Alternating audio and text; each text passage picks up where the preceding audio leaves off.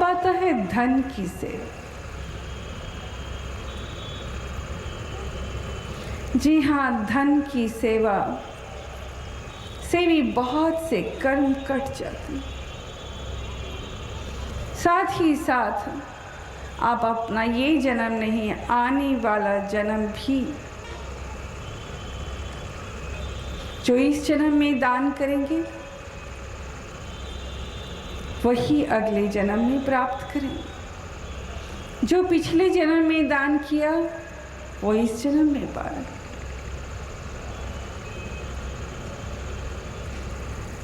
बच्चों, गुरु सिखाता है पराई अमानत की खयानत नहीं करनी। सच्चा गुरसिख गुरु के दरबार में आकर ही एक बात जानता है, सीखता कि पराई चीज को छूना भी गुनाह है।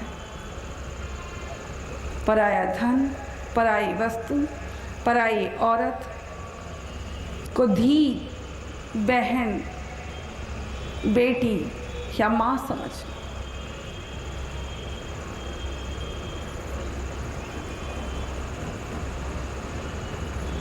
यानी कि गुरु के पास आकर ही एक ऐसी नजर, एक ऐसी दृष्टि बनती है जहाँ हमें अच्छाई की समझ आती है, बुराई की पहचान होती है।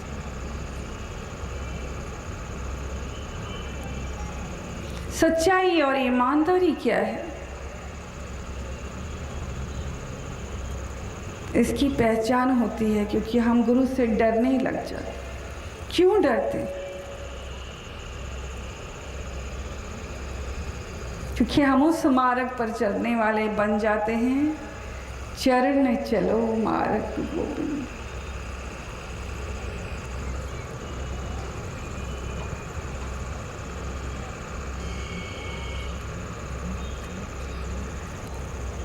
बच्चों,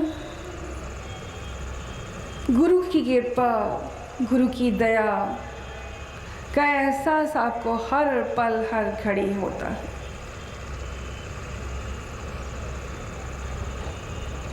उसकी कृपा का एहसास पाकर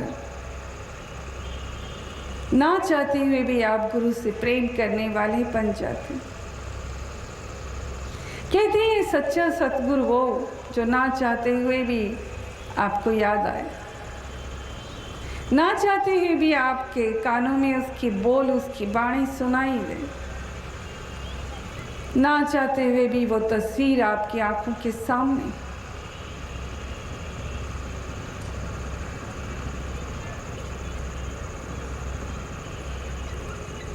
और आपको लगे कि कुछ है कशिश जो आपको अपनी ओर खींच रही।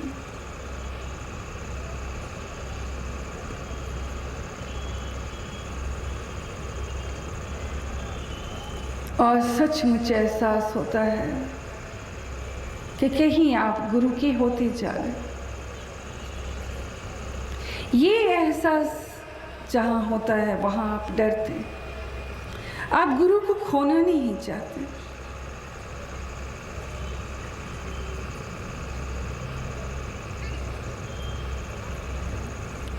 बच्चों, सच्चा सतगुरु वो है जो हलक पलक आप सवारे, जो आपकी हलक पलक हर पल आपकी रक्षा करता है, आपकी संभाल करता है, और यहाँ तक कि आपको गलत रास्ते पर जाने से भी रोकता है। वो हर पल आपके साथ है।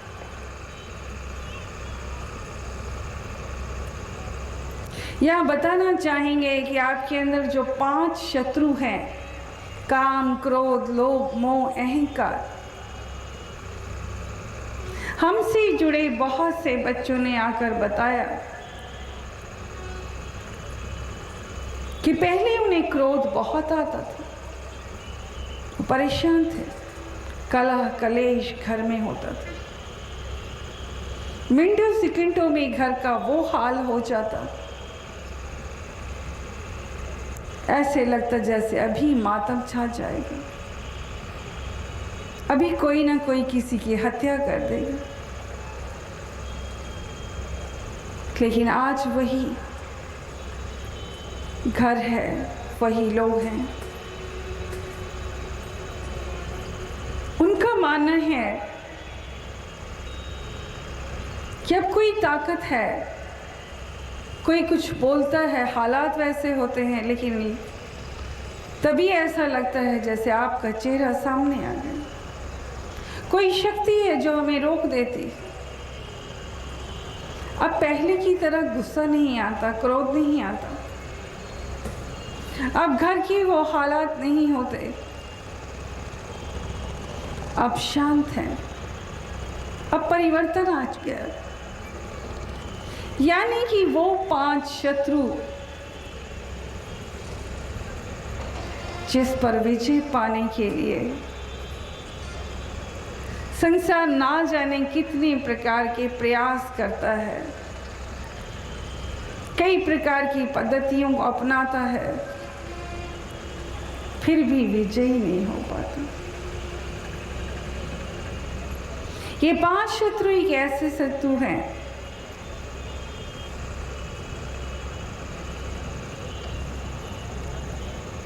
जो आपको नीचे गिरा देते हैं।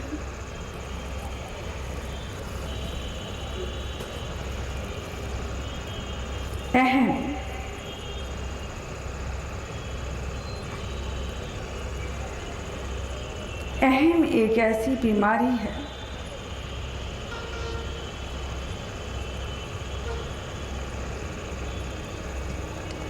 जिसके कारण आज प्रेम नहीं है, भाईचारा नहीं, मेलजोल नहीं, धर्म नजर नहीं आता, हर तरफ अधर्म है।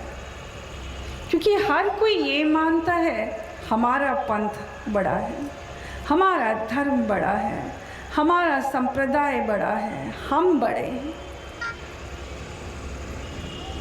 सच ये है कि किसी ने जाना ही नहीं धर्म किसे कहते। धर्म नाम है धारण करने का, धर्म नाम है मिलजुल कर रहने का, धर्म नाम है एक ऐसे कानून का जो हमें जीने की कला सिखाता। धर्म नाम है प्रेम का, धर्म नाम है शांति का।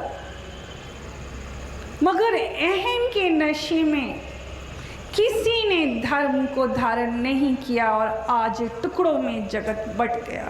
वो टुकड़ा है अहम, वो शत्रु है अहम, जिसने आपको टुकड़ों में विभाजित कर दिया, जिसका नतीजा है आज का जीता जागता संसार और उसकी तस्वीर।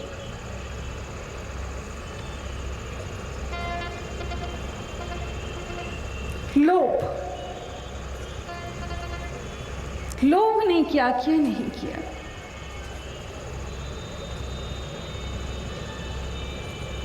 चार लोभी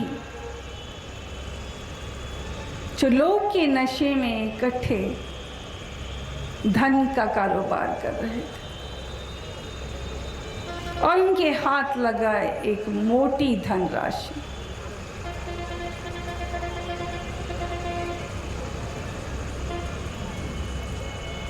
रास्ता लंबा था, उन्हें अपने शहर पहुंचना था। भूख लगी,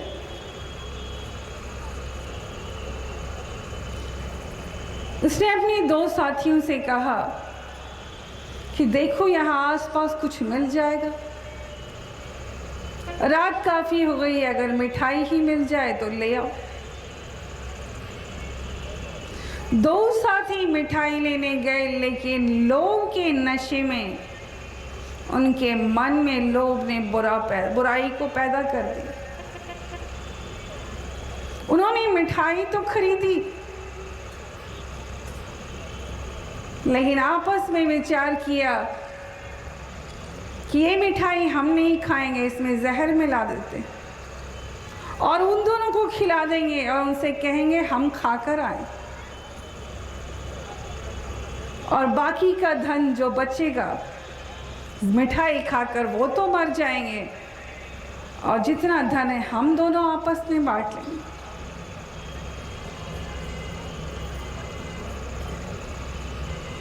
इधर वो साथी जो धन लेकर बैठे थे, उन्होंने तैयारी की कि जैसे ही मिठाई लेकर आएंगे हम किसी भी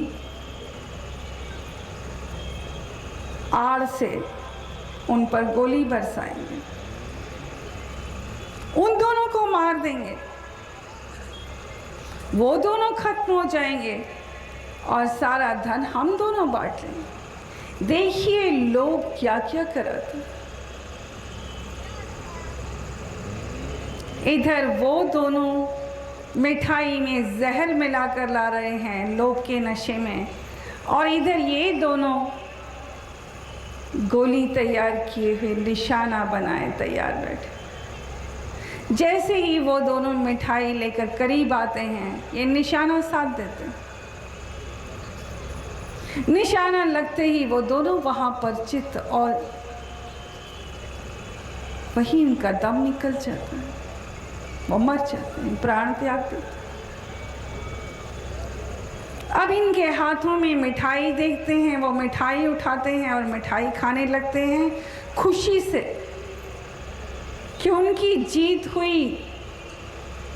उन्होंने जैसा चाहा था 2 को खत्म कर दिया, अब ये सारे धन के मालिक ये दोनों। उन्हें नहीं मालूम था कि जिस मिठाई को वो खा रहे हैं उसमें जहर मिला, और मिठाई को खाते ही उन दोनों ने भी प्राण त्याग दिए।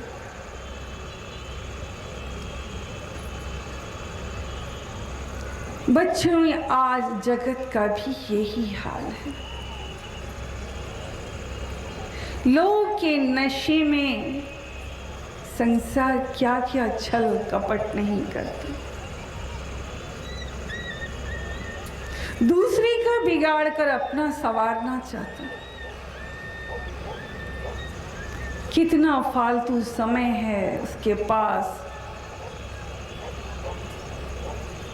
चतुराइयों के लिए, दूसरे का बिगाड़ने के लिए ना जाने कितना दिमाग खर्चता है, दूसरे का पीछा करता है, उसकी एक ही खबर रखता है, फिर उसके साथ क्या करना है, उसका कैसे बिगाड़ना है, उसका कैसे नाश करना है, कौन सी तिकड़म लगाई जाए, कौन सी चाल चली जाए। जितना दिमाग खर्चता है वो दूसरे का बिगाड़ने में, काश कोई अच्छा कर्म करते, कोई नेकी का कर्म, कोई सच्चा कर्म, कोई श्रम, कोई परिश्रम, तो मंजिल मिल जाती। आज का इंसान श्रम, परिश्रम, मेहनत नहीं करना चाहता।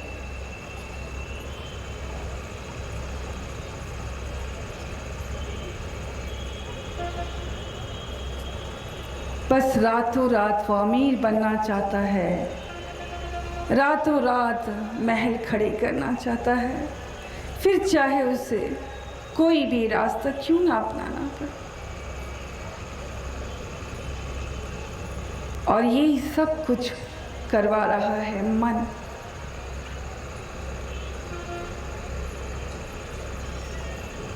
बच्चों, आपको मन के कहीं में नहीं चलना। मन तो आपको माया नगरी के मोह में भी भटकाएगा, मन आपको काम वासना में भी भटकाएगा। आप लाख रोएंगे मगर कोई उपाय नहीं होगा आपके पास। तो एक ही रास्ता है, गुरु की शरण लें, गुरु से प्रेम करें, तो सच मानिए सारे जहां की खुशियां मिल जाएंगी। जी हाँ बच्चों, क्या कहना चाहेंगे? एक छोटी सी कथा। एक राजा एक बार अपनी प्रजा के बीच आया और अपनी प्रजा से पूछता है कि जिसे भी जो कुछ चाहिए वो मांग सकता है।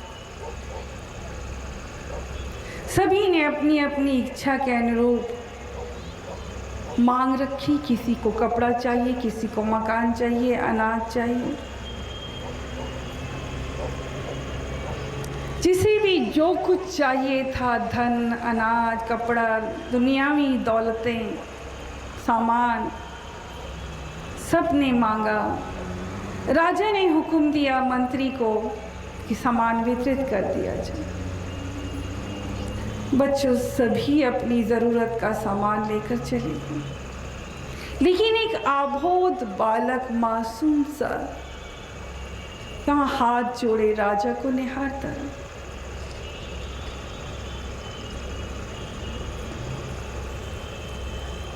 राजा ने देखा सब चले गए, ये बच्चा मासूम सा खड़ा है। राजा ने पूछा, तुम क्या देख रहे हो? तुम्हें कुछ नहीं चाहिए?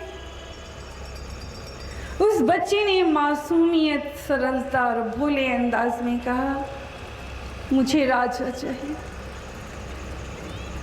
राजा मुस्कुराया।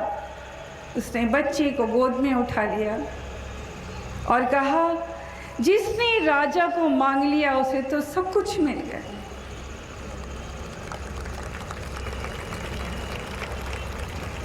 बच्चों, आप सब भी दुनियावी चीजें मांग रहे हैं। आप सबको सब कुछ मिलेगा, वो देना ईश्वर के लिए कोई बड़ी बात नहीं। आप मांगने वाले शायद थक जाएं, वो देने वाला नहीं थकेगा। लेकिन हम ये कहना चाहेंगे, कभी राजा से राजा को मांगिए ना, तो सारे दुख मिट जाएंगे। यही था आज का प्रवचन। चरण चलो मार्ग गोविंद। धन्यवाद। कृपया वो अपने अपने स्थान पर बैठ जाएं। सभी भाइयों से मेरा निवेदन है कि वो अपने अपने स्थान पर बैठ जाएं।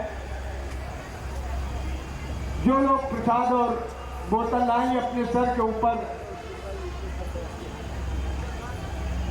ढक्कन बंद कर लीजिए।